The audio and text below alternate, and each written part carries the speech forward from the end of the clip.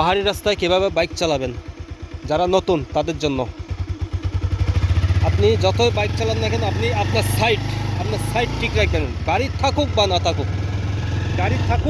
থাকুক, আপনি আপনার সাইড এই যে ঠিক এইভাবে গেছে আপনার সাইড একদম গেছে। হঠাৎ করে যদি ওদিক থেকে গাড়ি এসে আপনি সরে খুল পাবেন না, বারবার বলি, একদম গেছে আপনি আপনার সাইডে থাকুন। একদম গাড়ি থাকুক বা না থাকুক, আপনি আপনার সাইড নিয়ে বাইক চালান, সমস্যা নাই। আপনি 50, 60, 70 চালাতে পারবেন।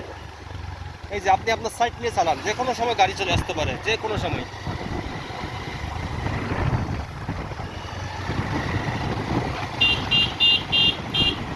হ্যাঁ, ওকে ওকে জায়গা দিয়ে দিচ্ছি, কারণ আমরা প্রতিযোগিতা করতে আসি নাই, আমরা রেসিং করার জন্য আসি নাই, আমরা ঘুরতে আসছি। সবসময় মাথায় রাখবেন, এখানে রেসিং দেবেন না, বলেও রেসিং দেবেন না।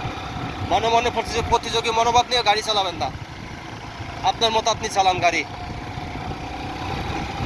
সমস্যা নেই, চলে যাক। সর্বোচ্চ এই ব্যক্তি চলে গেলে 5 মিনিট পৌঁছাবে, 5 মিনিট আগে।